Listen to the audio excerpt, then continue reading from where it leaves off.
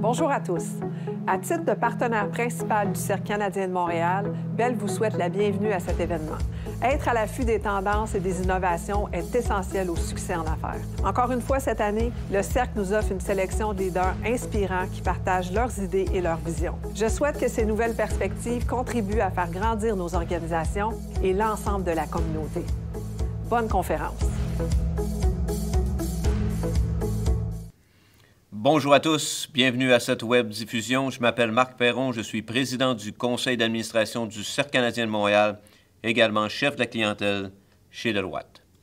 Nous sommes présentement en direct du centre Sheraton à Montréal et j'ai le plaisir de vous accueillir à ce rendez-vous avec nos PDG où nous recevons aujourd'hui Mme Geneviève Morin, présidente directrice générale chez Fondaction. J'aimerais tout d'abord remercier les commanditaires du Cercle canadien de Montréal, sans qui nos événements ne pourraient avoir lieu. Notre partenaire principal, Bell, nos commanditaires de saison, BMO Groupe Financier et BLG, et le commanditaire de cet événement, Groupe Banque TD. Aujourd'hui, notre invité d'honneur fera une allocution d'une quinzaine de minutes, suivie d'un entretien avec M. Abe Adam, directeur général et chef de groupe Financement des sociétés Québec chez Valeurs Mobilières TD. Ingénieur agronome de formation, Abe a commencé sa carrière chez John Deere dans l'Ouest canadien avant d'acheter une concession de machinerie agricole de la même marque dans la région de Richmond, au Québec. C'est à la suite de l'obtention d'un MBA et d'une maîtrise en finance que Abe a maintenant le plaisir de diriger l'équipe de Valeurs Mobilières TD de Montréal, et ce, depuis bientôt 14 ans. Comme à l'habitude, nous sommes heureux de vous offrir cet événement virtuel en mode réseautage, et j'en profite pour souligner la participation de nos invités d'honneur qui sont présentement à l'écran. Je remercie donc d'être parmi nous à la table d'honneur virtuelle, M.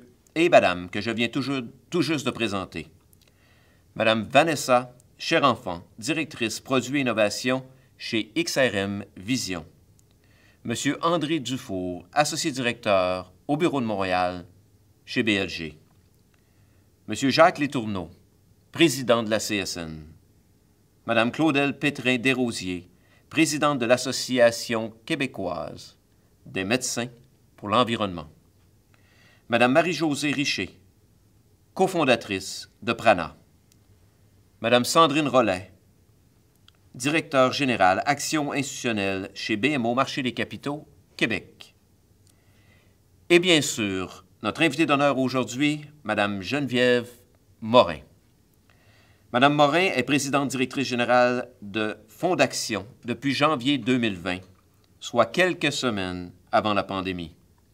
Heureusement, avec sa trentaine d'années d'expérience au sein du secteur financier, ayant joint Fondaction à ses débuts en 1996, elle a pris avec succès la barre de ce fonds d'investissement. Précurseur en finances durables et incontournable de l'écosystème économique québécois, Fondaction gère un actif de 2,6 milliards et compte plus de 177 000 actionnaires. Mme Morin a été PDG d'Ange Québec Capital et a occupé divers postes au Mouvement Desjardins. Elle siège notamment au conseil d'administration de Finance Montréal, Écotech Québec et Moulin Microcrédit. Par le passé, mentionnons son implication au sein des conseils d'Investissement Québec, de la Canadian Venture Capital and Private Equity Association, ainsi que de Réseau Capital. Donc, sans plus tarder, mesdames et messieurs, je cède la parole à une financière d'expérience, Mme Geneviève Morin, tout de suite après cette courte vidéo. Bonne conférence à tous.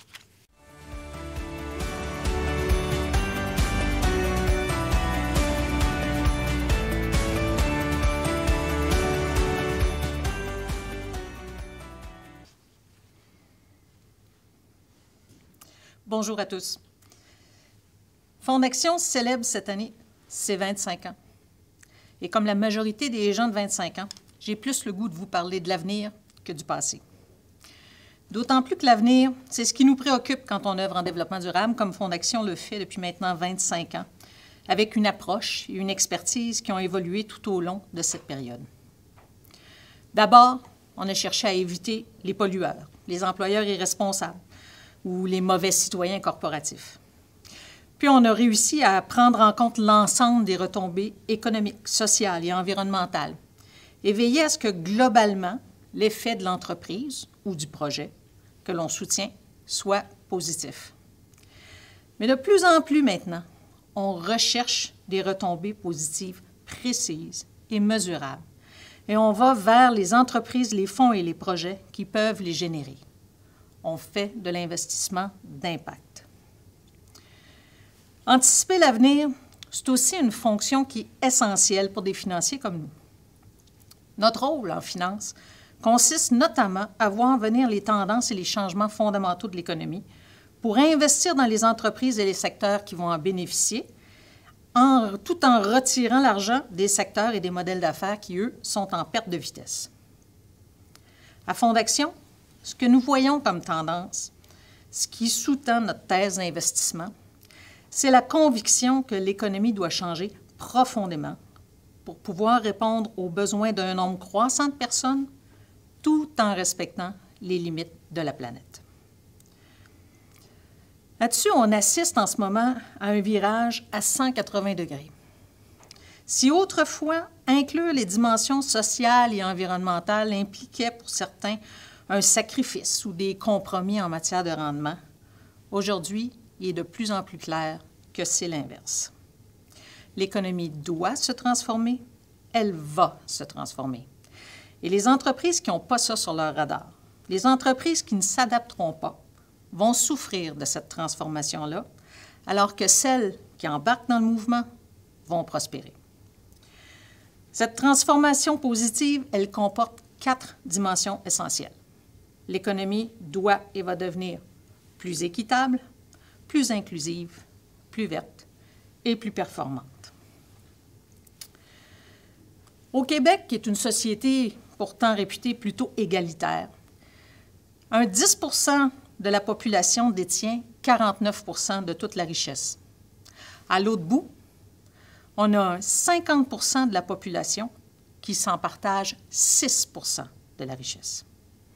Et ça, c'est un écart qui s'agrandit depuis des années. L'IRIS a évalué l'évolution du revenu moyen sur une période de 35 ans. Et ils ont constaté que le revenu moyen du 1 % le plus riche au Québec a augmenté 2,5 fois plus rapidement que le revenu moyen du 99 % restant de la population. Encore aujourd'hui, un travailleur sur 5 au Québec ne gagne même pas 15 $ de l'heure. C'est pas tellement mieux que ce qu'on voit aux États-Unis où c'est un travailleur sur 4 qui gagne moins que ce qui est considéré comme un salaire viable. Pourquoi c'est important? Mais cet élargissement-là des écarts de richesse, ça a pour effet de réduire la taille de la classe moyenne, de pousser des familles dans la pauvreté. Ça réduit aussi la capacité de mobilité sociale. L'éducation, un logement décent, les soins de santé deviennent de moins en moins accessibles pour une large portion de la population, alors que les prix montent en fonction des capacités de la minorité qui a les moyens. On le voit, par exemple, avec la hausse du prix des maisons, l'impact que ça a non seulement sur les futurs acheteurs, mais aussi sur les locataires. Cette inégalité-là, elle entraîne également des tensions sociales. Elle crée un milieu propice à une augmentation de la violence et des clivages sociaux. Et contrairement à ce que maintenaient les tenants de la théorie du trickle-down economics, l'argent détenu par les plus riches n'est pas entièrement réinvesti dans l'économie et certainement pas dans l'économie locale, ce qui a des impacts aussi sur le produit intérieur brut et appauvrit toute la société.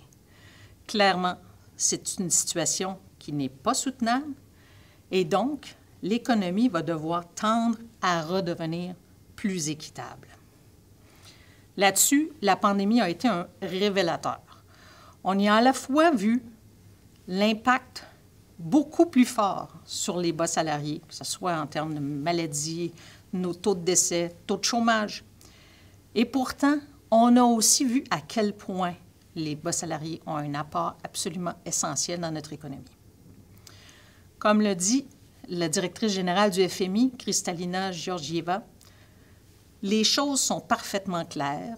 Il n'y aura pas de reprise durable sans injection d'équité. D'un point de vue d'investisseur, ce que ça signifie, ça, c'est qu'on doit regarder l'impact des projets qu'on soutient sur l'équité sociale et l'impact d'une plus grande équité sur le modèle d'affaires. Par exemple, les entreprises dont le succès repose sur le paiement de très bas salaires sont à risque, alors que les entreprises dont les produits et services améliorent l'accès à la santé, à une alimentation saine, à la justice ou au logement ont un bel avenir devant elles. Fonds d'action là-dessus, on est un fonds qui améliore l'accessibilité, notamment à l'épargne. Nous outillons un réseau de 400 responsables fonds d'action qui sont répartis dans les milieux de travail au Québec pour que ces gens puissent sensibiliser leurs collègues à l'importance d'épargner pour leur retraite. Grâce au crédit d'impôt offert à nos souscripteurs, une personne qui ne peut mettre de côté que 14 $ par semaine peut, dans les faits, accumuler 1 300 $ par année et ainsi améliorer ses conditions de vie à la retraite. Mais nous appuyons aussi les entreprises de l'économie sociale, celles qui contribuent à une richesse plus collective parce qu'elles partagent la propriété et elles réinvestissent les surplus dans leur mission, une mission qui est axée sur la réponse aux besoins de leurs membres et de la collectivité. Et quand on cherche à générer des impacts positifs en matière d'équité, on va encore plus loin, comme on le fait par exemple en collaborant avec la Confédération québécoise des coopératives d'habitation pour mettre sur pied le fonds coop Accès Proprio.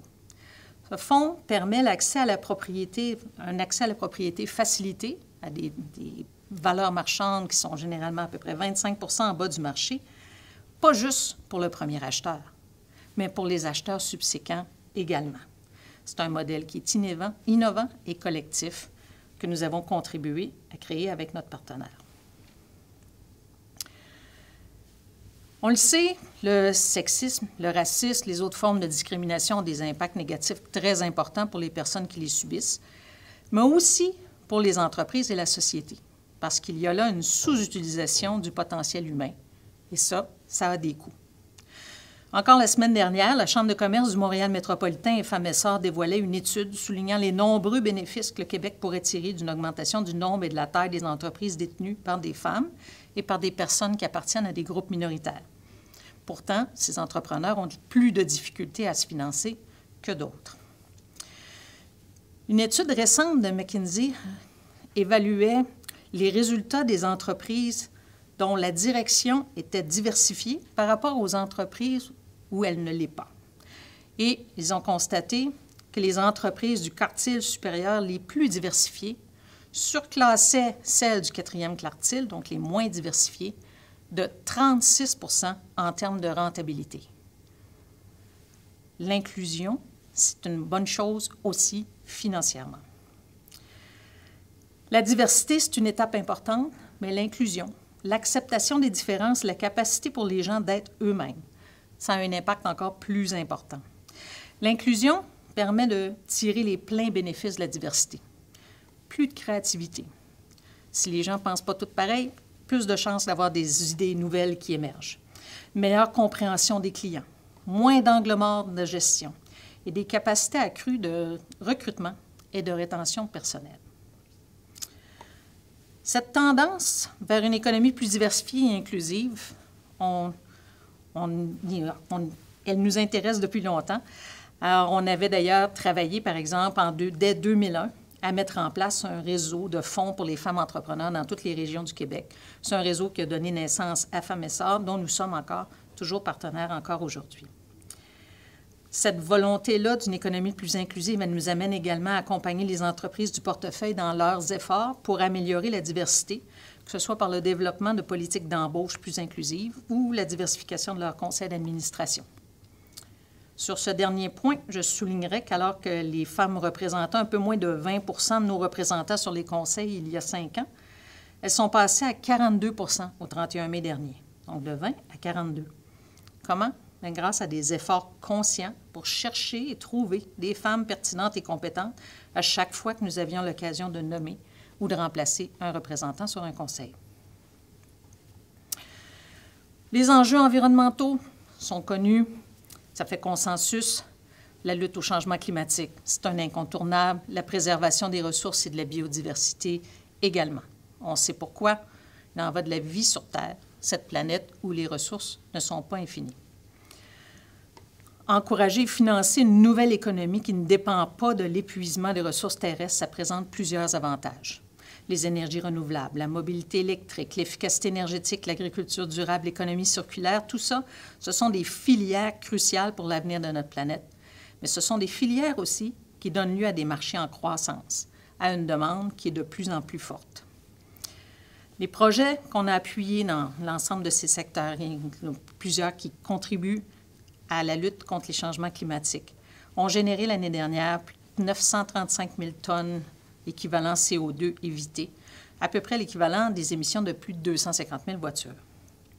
On a aussi diminué notre empreinte sur les marchés publics en travaillant avec nos gestionnaires de placement pour développer un indice qui exclut les émetteurs identifiés comme ayant des réserves de combustibles fossiles. Pourquoi on exclut ces émetteurs-là?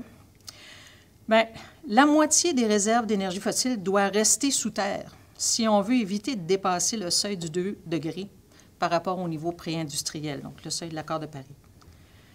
Les émetteurs qui détiennent ces réserves-là ne pourront donc pas les exploiter totalement, ce qui veut dire que ces réserves vont devenir des actifs échoués, ils vont perdre de la valeur. Investir dans des titres d'entreprises qui détiennent de telles réserves, c'est pas bon ni pour la planète, ni pour le rendement financier. On travaille aussi sur la transition. Là-dessus, la bourse du carbone constitue un instrument de choix pour intervenir auprès des entreprises les plus polluantes. Et on a cherché à voir comment en optimiser les effets. C'est ainsi que nous avons créé avec la Coop Carbone le premier fonds de financement carbone au Québec en 2016 qui s'appelle le fonds Inlandsys. En général, les financiers qui comprennent un peu moins ce marché ont des craintes et n'attribuent donc pas de valeur aux crédits carbone qui seront générés par un projet. Ce qui fait que des projets qui peuvent générer d'importantes quantités de crédits pourraient ne pas trouver de financement. Mais on a besoin de ces solutions-là. Alors, Inlandsys, qui a une connaissance fine de ce marché, lui, achète à l'avance les crédits qui seront générés, rendant possible le démarrage des projets. Et puis, on a développé une expertise fort utile aux entreprises de notre portefeuille qui souhaitent diminuer les gaz à effet de serre qu'ils émettent ou les ressources qu'ils consomment, que ce soit l'eau, les matières premières, l'énergie. Les entreprises augmentent ainsi leur performance, ce qui est en lien avec la 4e dimension de la transformation positive, une économie plus performante. Parce que changer de modèle pour pouvoir créer de la richesse tout en répondant aux 3 enjeux précédents, ça va être requis. Il va falloir revoir comment on fait les choses. Premièrement, grâce à l'innovation. L'innovation aide à relever les défis liés aux premiers enjeux. On voit par exemple l'impact de la diminution des coûts sur le déploiement des énergies renouvelables. On voit comment de nouvelles méthodes peuvent permettre, comme on l'a vu dans Alliance Magnésium par exemple, d'aller récupérer des ressources dans ce qui était auparavant considéré comme des déchets. Alors, c'est pour ça qu'on est présent dans l'écosystème du capital de risque québécois et qu'on investit dans de nombreux fonds spécialisés. On croit très important d'appuyer l'innovation. Mais en plus, on cherche à faire croître des entreprises qui ont des processus ou des produits qui contribuent déjà à une économie plus équitable, inclusive et verte. On veut qu'elles prennent des parts de marché aux dépens des entreprises qui tardent à agir. On crée ainsi des emplois durables et on aide le Québec à avoir une économie en santé. Je pourrais en nommer plusieurs, mais je donnerai seulement l'exemple de Prana, qui offre des collations santé biologiques tout en se préoccupant de la manière dont les choses se passent tout au long de la chaîne. Faire les bonnes choses et les faire de la bonne façon. L'entreprise est certifiée B Corp. Elle cherche à s'approvisionner plus localement en ajoutant des ingrédients d'ici. Elle a un personnel, une direction diversifiée, etc. Mais ces entreprises-là, on les aide à grandir, on les accompagne pour ce faire et on espère qu'elles vont en déplacer d'autres qui sont moins dans la tendance. L'avenir passe par une économie plus équitable, plus inclusive, plus verte et plus performante. Et au cours des prochaines années, Fonds d'Action, on a l'intention d'œuvrer encore plus activement et intensément à cette transformation-là. Chacun de nos investissements dans les entreprises tient compte des impacts extra-financiers grâce à la mise en place de normes d'exclusion et de seuils de performance sociétale sectorielle. On contribue aussi aux écosystèmes d'innovation en permettant des relations entre innovateurs, puis entre les innovateurs et les utilisateurs, comme on le fait par exemple dans le Fonds d'économie circulaire qu'on vient de lancer avec Recyc Québec et la Ville de Montréal. On est aussi les premiers investisseurs institutionnels à avoir mis en place une équipe d'impact et nous nous dotons également des capacités pour pouvoir accompagner des entreprises de tous les secteurs à mieux faire les choses. Parce que de l'impact, on peut et on veut en avoir de 3 manières. En faisant plus de bonnes choses, donc en appuyant les entreprises dont les produits et services vont dans la bonne direction, en développant de meilleures manières de faire les choses, celles qui se transforment, et en amenant plus de gens à se mobiliser pour faire les bonnes choses de la bonne manière. Cette amplification de notre action, elle commence. D'ici 2025, c'est plus d'1 milliard que nous déploierons en nouveaux investissements dans des entreprises, fonds et projets qui s'inscriront dans ce mouvement de transformation positive. Avec ces investissements, les entreprises et fonds qui sont déjà dans notre portefeuille, nos actionnaires, notre réseau de responsables fonds d'action, nos employés et l'ensemble de nos partenaires, nous sommes pleinement mobilisés en vue d'une économie plus équitable, inclusive, verte et performante. Nous invitons l'ensemble des gens d'affaires, des organisations, des chercheurs et des citoyens qui sont intéressés par l'avenir à se joindre à nous pour y travailler. Je vous remercie. Nous allons maintenant voir une vidéo pendant que je vais rejoindre Abe pour une discussion. Merci. Quel monde rêvez-vous de construire? Fonds d'action, c'est le fonds d'investissement de ceux qui se mobilisent pour la transformation positive de l'économie québécoise.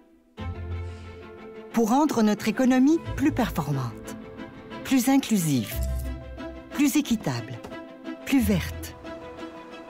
Vous avez plus de pouvoir que vous ne le pensez. Fonds d'action représente des dizaines de milliers d'épargnants et des centaines d'entreprises engagées pour faire progresser le Québec. Car aujourd'hui, plus que jamais, le monde a besoin de projets collectifs. C'est en nous mobilisant ensemble que nous pouvons faire partie de la solution.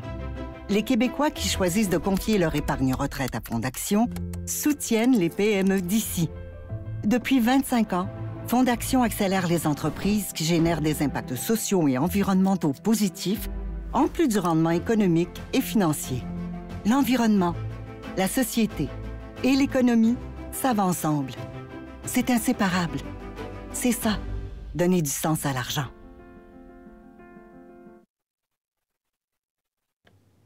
Bon après-midi, mesdames et messieurs. Bienvenue à cet entretien avec Geneviève Morin, présidente et directrice générale du Fonds d'action, dans le cadre des rendez-vous avec les PDG, nos PDG du Cercle canadien. Alors, Geneviève, merci d'être là. Merci pour le discours, très inspirant, très dynamique. Écoutez, je voulais vous poser une question, en fait, peut-être facile pour commencer.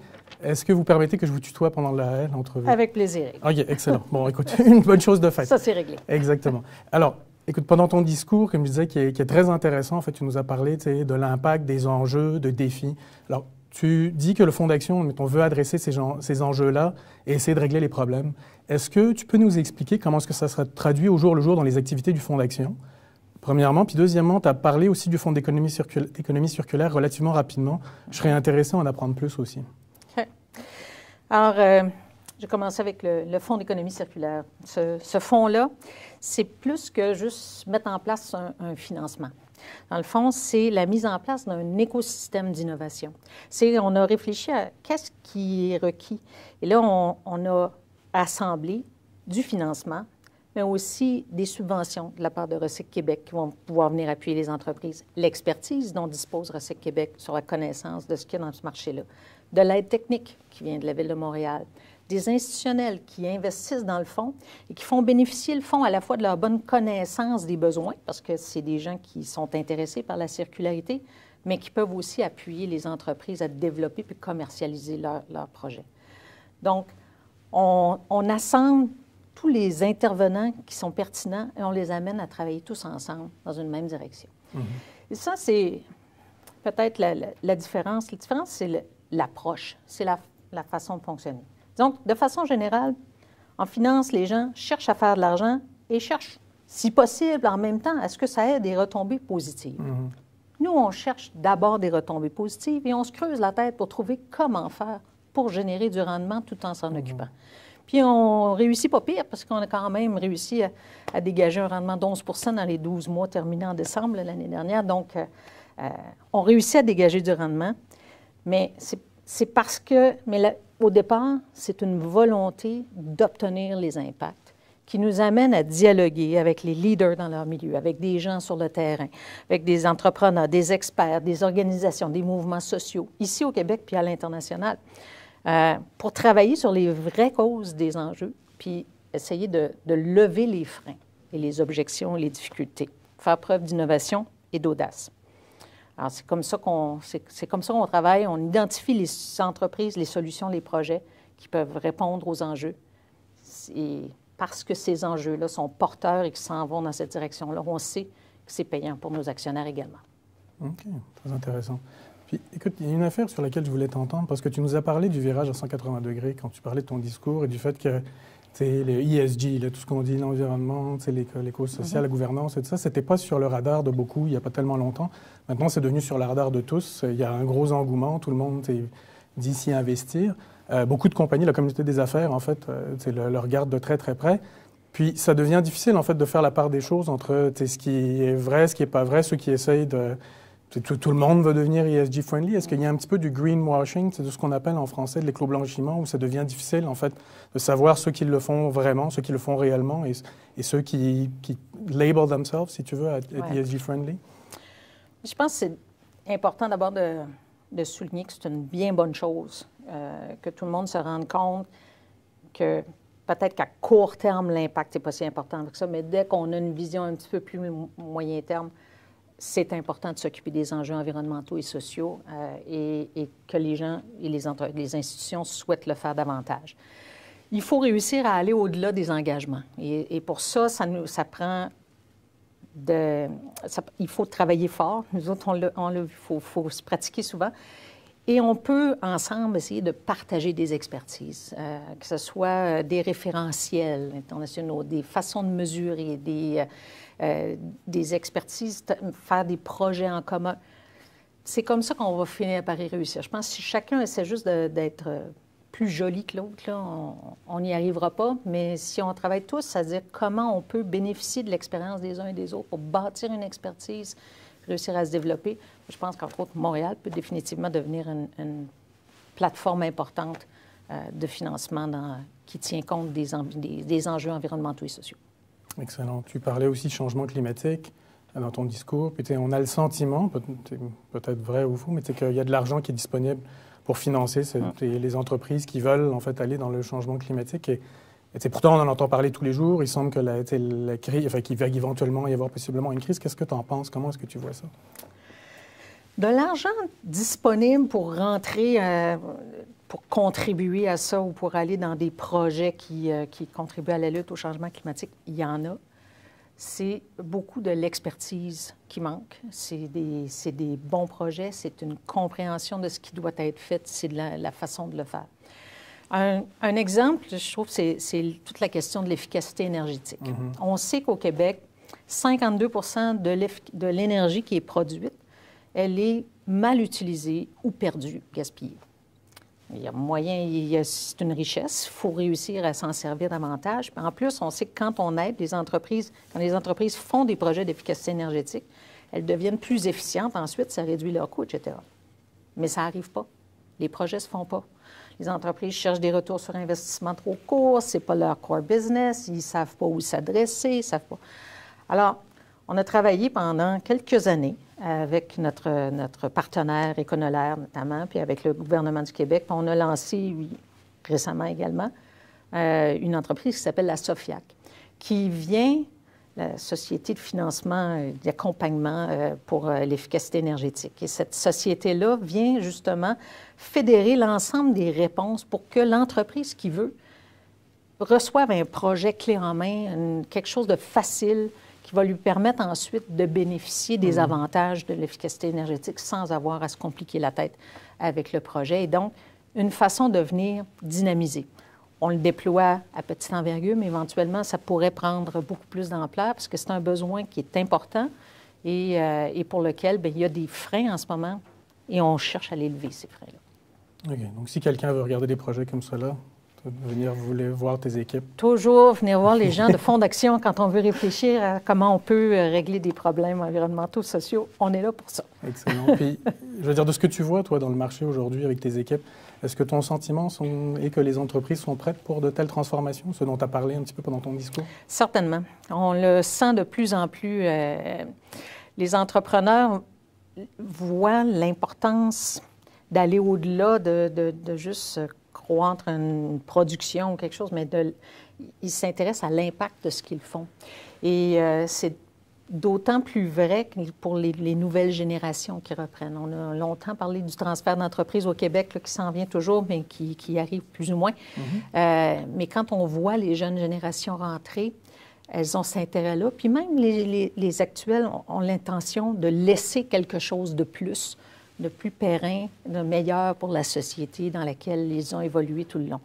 Alors les gens, les entrepreneurs nous approchent parce qu'ils savent que c'est notre préoccupation, parce qu'ils savent qu'on va être capable de jeter un regard sur leur entreprise, de leur dire où sont les endroits où ils pourraient avoir les meilleurs effets, puis aussi de leur faire rencontrer des partenaires qui vont pouvoir les appuyer puis les aider à atteindre leurs objectifs. Okay, tu sais quoi? Je pense qu'on a le temps rapidement, je vois le chronomètre, pour une dernière petite question. Avec ton mot de la fin, c'est prête, pas prête. Est-ce que les entreprises, en fait, ont le choix ou elles n'ont pas le choix que de regarder de toute façon les enjeux environnementaux ou sociétaux? Bien, notre conviction, c'est que l'économie s'en va par là de toute façon. Il va falloir que tout ça arrive. Et donc, les entreprises qui vont être dans le courant, on le voit là avec l'environnement, le plan Biden, tout ça. Oups, tout à coup, là, tout le monde va être là-dedans. Les entreprises qui se préparent depuis 10 ans, elles sont prêtes, elles sont capables de prendre ça va être la même chose pour les enjeux sociaux. Il s'agit d'un petit décalage de quelques années et c'est tout, mais prête, pas prête, il faut y aller. Excellent. Écoute, Geneviève, merci infiniment pour ton temps. C'est super inspirant. Vraiment, tu sais, le Fonds d'Action, en tout cas, c'est quelque chose qu'on voit émerger pas mal plus. Au cours des dernières années, là, vous êtes beaucoup plus visible. Alors, très heureux d'avoir pu converser avec toi aujourd'hui.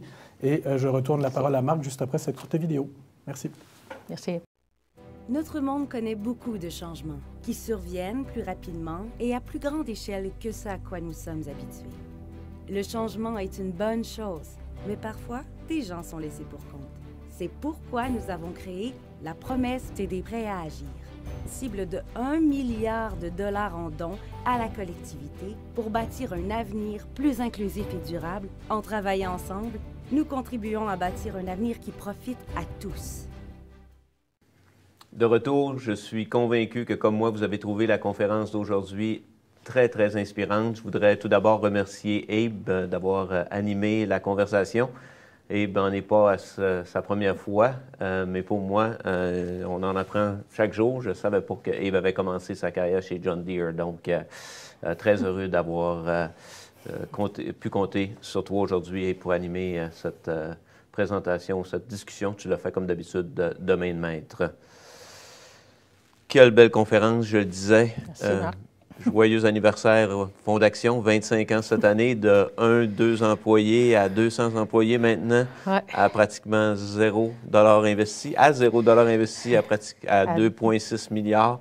Donc, toute une évolution et tout un déploiement, mais maintenant, ça s'accélère. Et j'en doute pas. Et ce qui m'a frappé, on parle de développement durable aujourd'hui beaucoup, là, c'est à la mode, puis Abe l'a mentionné, mais vous, ça fait 25 ans que c'est au cœur de vos actions. Puis clairement, ce que vous dites est vrai parce que vous le vivez à chaque jour et ça depuis 25 ans.